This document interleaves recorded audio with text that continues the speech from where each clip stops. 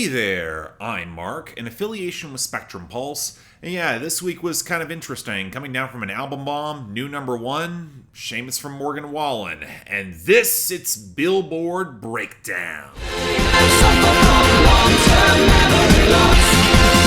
I don't remember. I don't know why I was thinking in the back of my mind that these upcoming weeks would be slower than usual. Maybe it was the same frayed perception that had me thinking Jelly Roll and Charlie XCX were competing for album bomb positioning this week, when in reality their impact fell largely below the Hot 100 last week in all the bubbling under charts. But in any case, it looks like we're starting off this year pretty fast with more actual disruption than I was expecting. And that's before you factor in the fading album bombs, and that would have happened anyway. And for once, some of that disruption originates in our top 10, and a brand new number one that I really should have seen coming, but honestly I didn't. Love Somebody by Morgan Wallen. I mean, chalk this one up to a huge sales and streaming push, just enough radio to break through, but even if it doesn't really last at the top beyond this week, it had enough initial momentum to actually get there, even if when it comes to the song's quality, well, stay tuned for that later on. It was enough to dethrone a bar song Tipsy by Shaboozey though, at least for this 1 week to push it back down to number 2, but that could have happened anyway with losses across the board, and it's really hitting its peak on the radio. It's now absolutely on the downswing, even if it might retake the number 1 spot next week, and it still has plenty of momentum, because hell, it comfortably held up over Birds of a Feather by Billie Eilish at number 3, as it spent the week wavering and it lost traction on streaming. Now this is probably the biggest opening yet for Die With a Smile by Lady Gaga and Bruno Mars, to date holding at number 4, where the streaming largely held its own. It saw gains on the radio, just again, not as fast as I think they might have been hoping. Now compare this to Espresso by Sabrina Carpenter, where you can tell they are propping up that radio desperately for a last win for a chance at the top, but while the streams are stable, it feels like too little too late to move past number 5. But it did elbow back I Had Some Help by Post Malone featuring Morgan Wallen down to number 6. It's bleeding in all categories there, but it had just enough of a streaming and radio edge to hold up over Lose Control by Teddy Swims at number 7, which had a bizarrely stable radio week. Now that takes us to our second new arrival, ramming through as well on a ton of streaming and sales, Apartment by ROSÉ and Bruno Mars at number 8.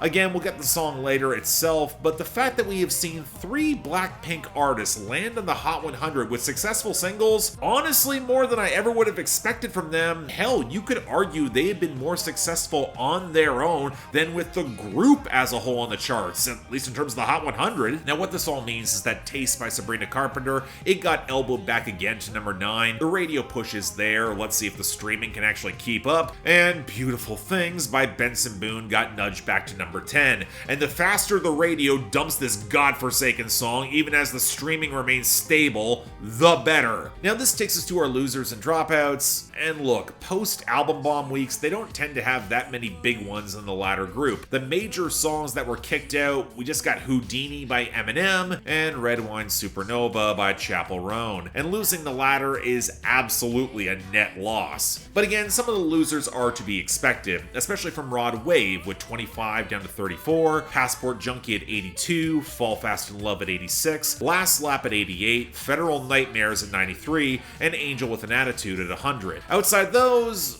well, speaking of diminished album impact, we saw Charlie XCX see considerable losses, with 360 collapsing to 77, Guess with Billie Eilish at 80, and Sympathy is a Knife with Ariana Grande at 85. And for Jelly Roll, Liar dropped back down to 87. Finally, Thick of It by KSI featuring Trippie Redd hit 81. Good, I'm happy once the novelty bad started wearing off, folks are not caring as much. Let's move on. Now, as expected with our returns and gains, we got a decent number of both in the post-album bomb, with the former largely filling in those album bomb slots, and largely aren't any good, starting off with Nil by Fuerza Regida at 72, and then continuing for Si No Es Contigo by Chris MJ at 84, Close to You by Gracie Abrams at 89, Worst Way by Riley Green at 91, New Drop by Don Toliver at 92, Belong Together by Mark Amber at 97, and The Emptiness Machine by Linkin Park at 98. Unfortunately, I can't say our gains are much better, so let's start off with a few positives in our our debuts catching traction, that being I Love Her by Glorilla and T-Pain at 70, and Change Me by BigXThaPlug at 79. More on him later. But the losses that saw a revival, they're all over the place. Starting off on a low note with Tito Double P getting Dos Dias back at 52 with Peso Pluma, and El Locoron at 73. From there, Shake That Ass Twerk Song by Boss Mandilo at 54, Diet Pepsi by Addison Rae at 57, Lonely Road by Machine Gun Kelly and Jelly Roll at 59, Nights Like This by Kid Laroi at 65, Residuals by Chris Brown at 78. I mean, thank God Guy for That by Post Malone and Luke Combs is Tolerable making its rebound. Actually, it's largely country I can credit for the best gains, with I Never Lie by Zach Top back at 68, and Think I'm in Love with You by Chris Stapleton and Dua Lipa at 69, along with No One Noticed by the Marias, kind of living up to its title, holding on at 75, with quite frankly way more success than I could have expected. But now on to a relatively reasonable list of new arrivals, and we're starting off with a follow-up from last week, number 95, Back on My BS by BigXThaPlug. See, I'm back on my bullshit.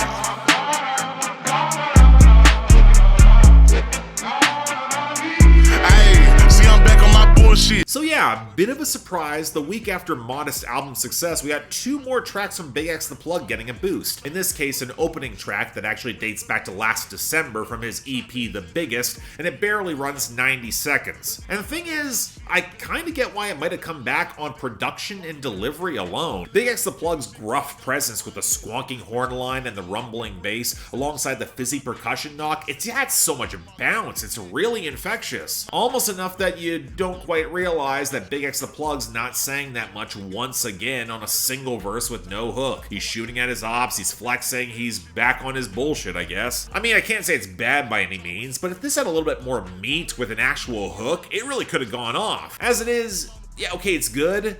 Should be better. Number 64, 2 AM by BigXThaPlug. About the club with the gang and a high yellow bitch that's real thick in the thighs. You know me, I be shooting my shot. When I got the little bitch, I wasn't even surprised. In the club, looked her deep in the eyes. Said, you coming with me, if you with it, let's ride.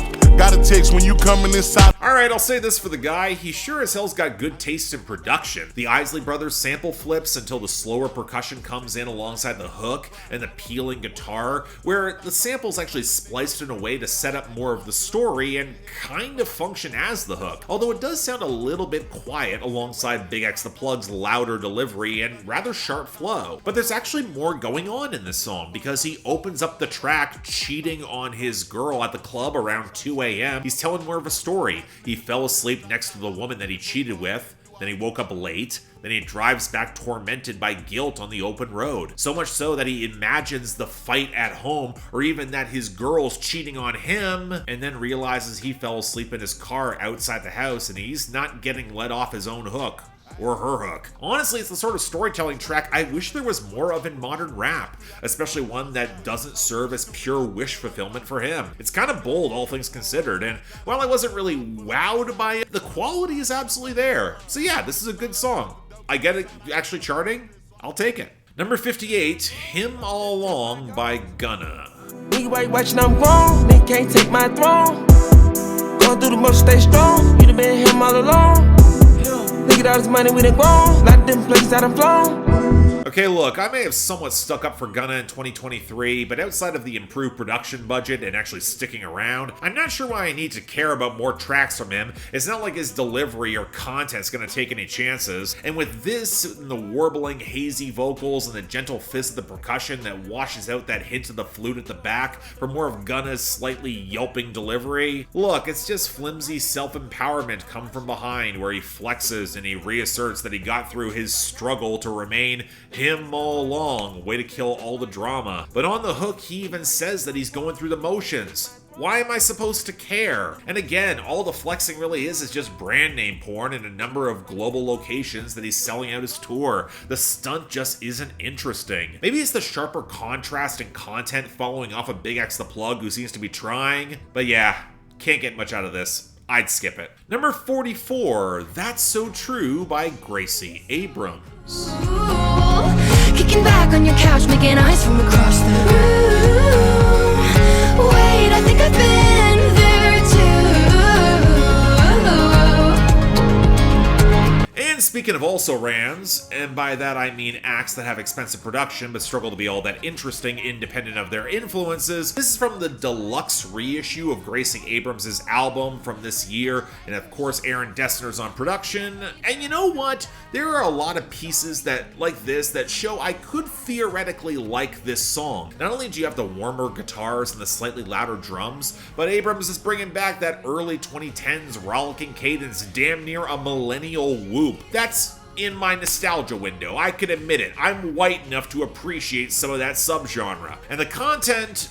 Okay, you know what I'm realizing with Abrams? She wants to have some of that cutting lyricism that's also kind of be a little bit more poetic and oblique, but more often than not, she misses the difference between it, and the songs just wind up kind of scattered and a bit confused. This is where she's observing her ex hook up with a new girl, and that girl seems so cool even to Abrams, and there's this mingled blur of infatuation and jealousy because she still has feelings for her ex. I get the head rush of messy emotions, but the punchline of the song is that, well, she can't be that cool if she's with you, but when the entire track runs on a mixed message, the power isn't there to sell it, and the line, "that's so true," it doesn't read as that confident, and I don't really get the self-awareness to really question it or kind of be ironic. Granted, I don't get a lot from Abrams as a whole. As a performer, she's not an impressive singer. She doesn't display a lot of emotional range, and when I start thinking about how, say, I don't know, to pick a random artist out of the blue, Taylor Swift could do this, Abrams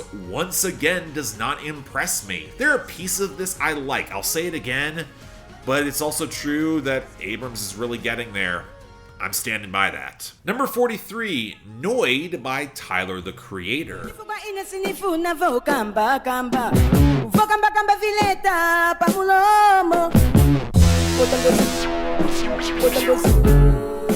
One thing I really respect about Tyler, the Creator, is that he's big enough as an artist to operate on his own timetable. So not only did he debut that new look and announce the album, of which I fully haven't digested yet, it might take me a little bit to actually fully get there, well, he dropped it yesterday and completely jumped past the usual Friday release period, and it's gonna do well enough on streaming regardless to impact the charts, probably get him an album bomb as early as next week. That's kind of awesome. But this is that first single, and okay, we're getting a new sound here. That jagged guitar, the slightly muffled early drums, the warbles of spacey analog synth around Willow Smith cooing near a sample of the Zambian act The Ngozi Family, where his higher crooning then flips into a verse, until the song switches into what sounds a bit like psychedelic soul with that synth, where he dips into his falsetto as his mother counsels him to try to be careful as he tries to keep his head on a swivel. I mean, it's certainly a cool sonic experience, even if I think it's a little bit short on the groove, but once I clicked into the slightly off-kilter vibe, it honestly kind of reminded me a little bit of early 2010s Frank Ocean. I can imagine something like this on parts of Channel Orange. I think I was a little bit underwhelmed by the content.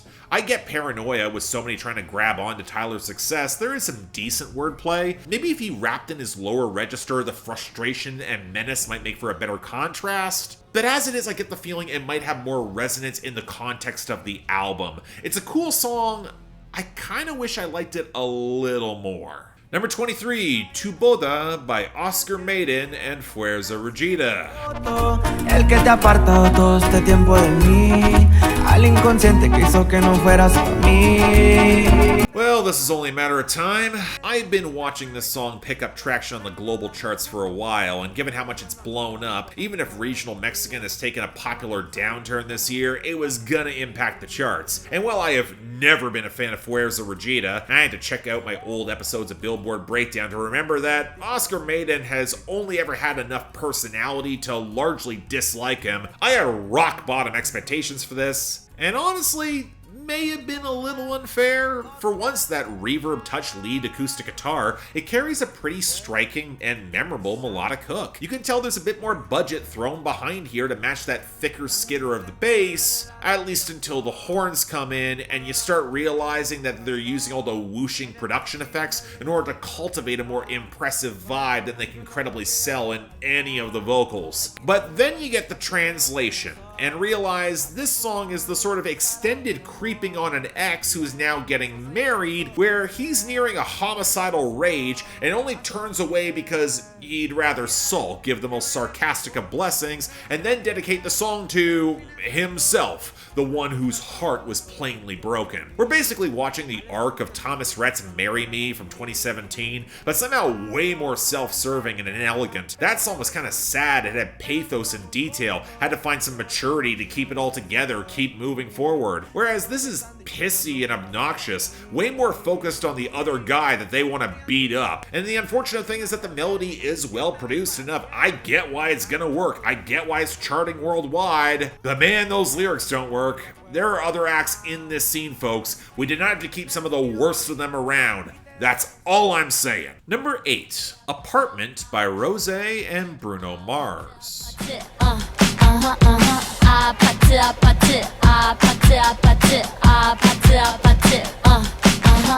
So earlier in this episode, I may have oversold the success of ROSÉ, maybe Blackpink at large. A lot of their most consistent charting success has come with American collaborators, and this would probably not have broken through with the streaming totals it had without Bruno Mars's mainstream clout. That's just a fact. But it did leave me perplexed how on earth Blackpink's normal in-your-face hyperbolic energy would match with Bruno Mars, and yet what we got here is a very specific throwback to a niche of nervy new wave you saw in the late 70s, early 80s, before the gloss and the bigness of the decade really took over, which is why they're sampling Mickey by Tony Basil and Kitty by the British late 70s pop group Gracie for some of the sharper hand claps, the ragged acoustics, and that buzzy synth that actually has some tangible swagger and muscle to it, especially when the song picks up some actual melodic flair on the bridge that nearly won me over there. And while the song is all about a sleazy apartment party without a ton more lyrically going on, and not a lot of chemistry between Bruno Mars and ROSÉ either,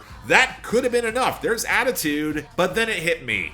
Because someone clearly saw how well Chapel Roan landed, specifically with something this stripped back, specifically Hot to Go, and then started pulling from the exact same creative DNA. It's actually a little alarming. Not a bad thing. Hot to Go is not my favorite Chapel Roan song, but I like that energy and era in general. The indie rock revival of the mid-2000s was pulling a lot from that time period too, late 70s, early 80s, but I feel neither artist really commits to being weird or wild enough in their delivery to pull it off. Like, someone like Kesha could absolutely do this, maybe even Pink or Gwen Stefani 20 years ago. But as it is, okay, I'll say it, Jenny impressed me a lot more with Mantra last week. That's all I'll say. And finally, number 1, Love Somebody by Morgan Wallen. Who won't leave a hole in my heart. I just wanna love somebody that don't want me falling apart. You know, I guess I shouldn't be surprised Morgan Wallen's debuting at the top of the Hot 100. He is a big enough star to do it. His cosign gave Post Malone his most success in years. I just had no faith the song would be remotely interesting. I'm not saying Morgan Wallen and his songwriters can't pull together the occasional good song, but they're amidst the deluge, they're increasingly the minority. And while I didn't want to agree with Todd in the Shadows' critique that he's basically filling in the bland hole for Maroon 5, he's even stealing their song titles now, for God's sake. And here, hell, he's interpolating the liquid quasi-disco rollick from Dua Lipa's Training Season for the watery guitars and the firmer groove. And you know what, at least she sounded like she cared on that song, whereas Morgan Wallen sounds oddly listless, kind of checked out as he moans about wishing he could find someone to love who loves him for him, you know? Okay, alright, it's nowhere near as obnoxious as it really could be. I like that little Spanish guitar flourish that shows up on the bridge. There is some tragedy in continuing to try to be up and around town, trying to meet someone, and then you build a reputation for, well, being out and around town and partying. And that can be counterproductive for what he ultimately wants to settle down. That's not a bad sentiment. Hell, it's certainly better than Love Somebody by Maroon 5. But there is something about the gauzy acoustic vibe that's very obviously cribbing from late 80s Fleetwood Mac without the production subtlety to really nail the atmosphere. Joey Moy and Charlie Handsome, they're not deft enough producers to really sell that larger expanse. And Morgan Wallen is not Niall Horan circa Heartbreak Weather to pull it off vocally. The compression around his vocal leads is way too clunky. I mean, I guess in comparison with other Morgan Wallen hits, especially this year, it's it's got more momentum and groove. It's not bad, but it's also no 7 years or Sand in My Boots. It's decent, but I can see myself getting tired of this more quickly than I would like. All I'm gonna say. That's our week though. Bit of a strange one, but I do appreciate there being more personality and quality overall, and that makes the worst fall out fast with Tu Boda by Oscar Maydon and Fuerza Regida as the easy bottom slot, with dishonorable mention for Him All Alone by Gunna for having just no personality whatsoever. Best of the week, kinda tricky, wasn't really an obvious standout. It can go any number of ways, but I'm gonna give it to 2 AM by BigXThaPlug, with honorable mention for Noid by Tyler the Creator, and it probably will grow on me with time and more listens to the album proper. And speaking of which, well, given how well he's currently streaming, even with just a partial tracking week, he's probably got impact coming. Stay tuned for that next week. But until then, I'm Mark. You're watching Billboard Breakdown, affiliated with Spectrum Pulse. And I'll see you next time.